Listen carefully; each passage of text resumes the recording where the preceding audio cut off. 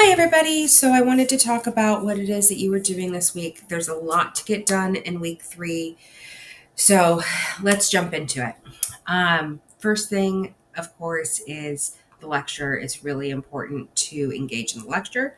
And you can do that in 2 different ways. I didn't mention that last week, but it depends on what it is that is best for you. There are 2 links here. One link is the interactive lecture. The other is if you would like to print out the lecture. Personally, I like to do it actually both ways. I like to have the lecture up and interactive while I have the paper printed out, and then I could take notes on the paper itself. Um, that might be a little intense for people. I just like to cover all of my bases, but it is really important that you engage in the lecture.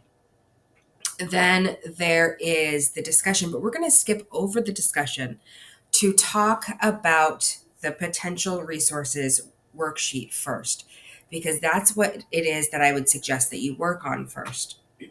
So for this potential resources worksheet, when you click on it, it'll come here.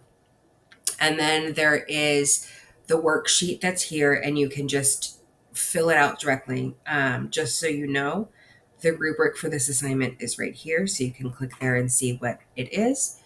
But you are looking at different potential sources for the controversial topic that you chose in week 2.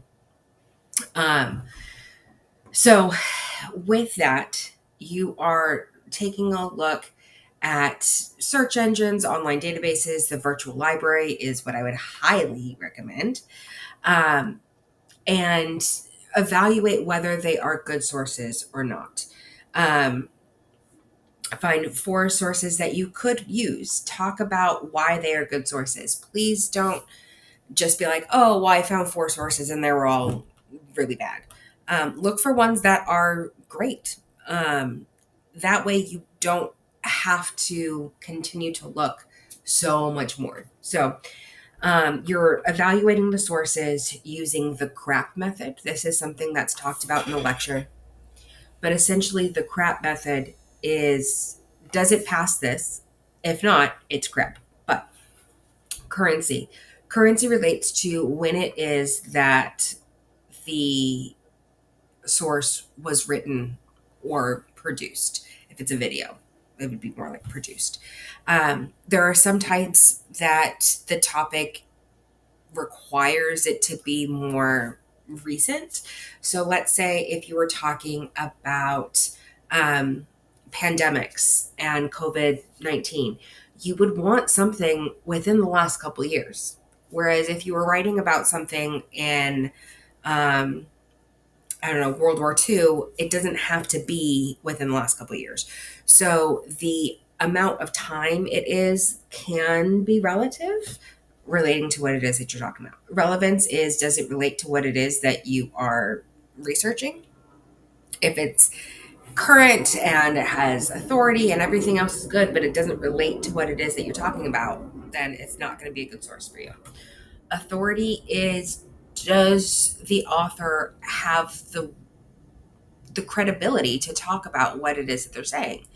So I'm more of an English person. I do not have any authority at all or credibility when it comes to math or science. It's not my jam. It's not something that I have expertise in it.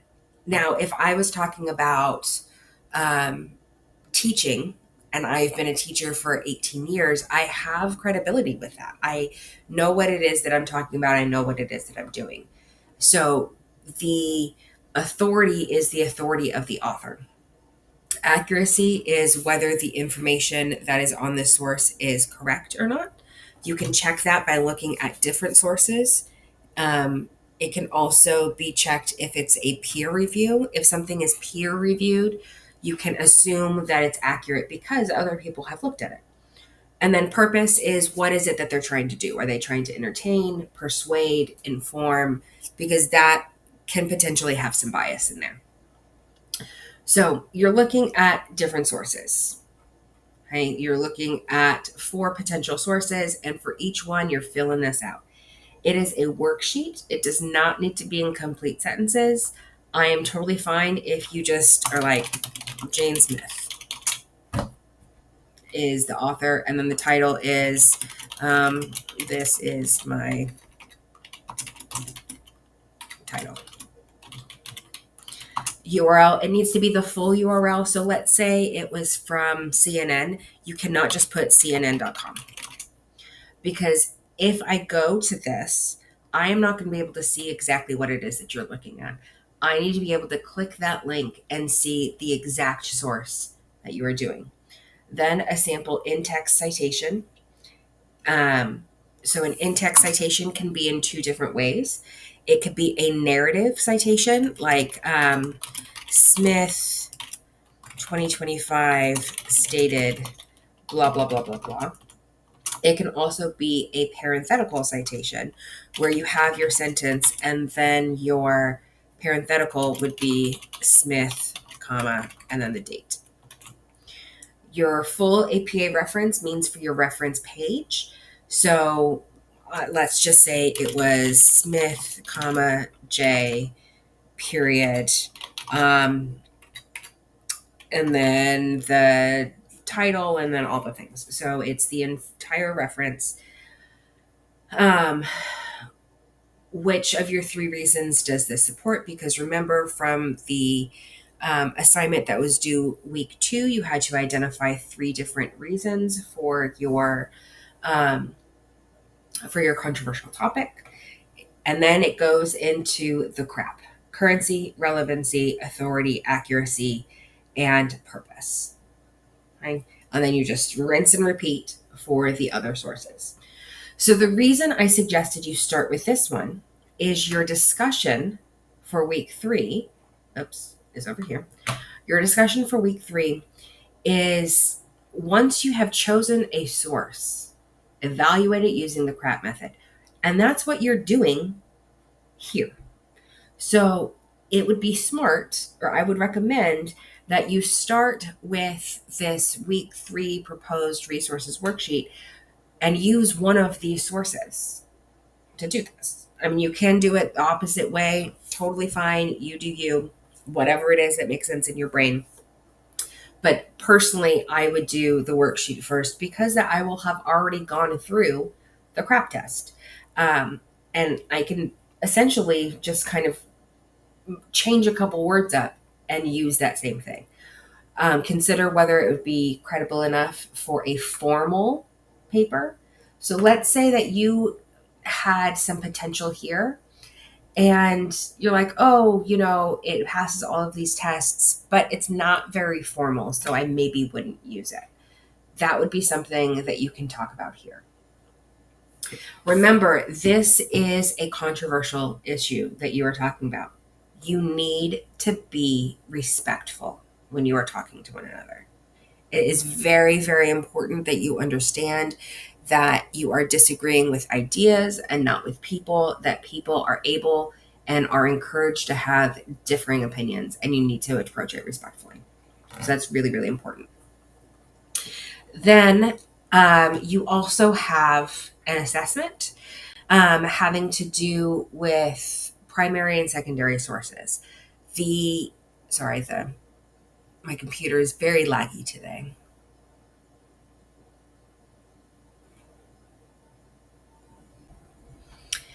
So with this assessment, there are different things for you to open up. So one of which is the instructions. Oh, everything is so slow. I am so sorry.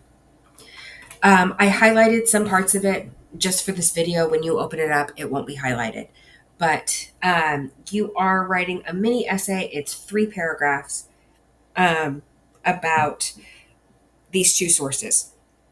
There are 2 sources that are provided for you. One is the mirror and one is a video. Determine which one is the primary source and which one is the secondary source. And that will determine which order you talk about them.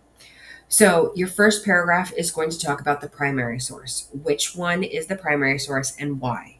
Talk about what is it that allowed you to know that this was the primary source. What is the main idea and purpose of that source? And then your second paragraph will be the secondary source. How did you know it was the secondary source? Explain why. And then again, what are the main ideas and purposes? And then your third paragraph is going to talk about the differences between the two types of sources. Looking at why you would want to use one over the other. Where is it that there are some gaps in one that the other fills? And then recommend which source you would choose for a project, and then why. So the instructions are all here. The rubric is there. The two sources, again, one is a video that's on YouTube. The other is a copy of an article. Okay? So there's that. Then, again, I'm sorry, there is so much that there is to do this week. Unbelievable how slow this is. And the last thing that you have for the week is a check-in. It's basically just, how are things going? How are you feeling about things? Is there anything that I should know? Anything I can do to help you be more successful? As always, if there's any questions on anything, please reach out and let me know.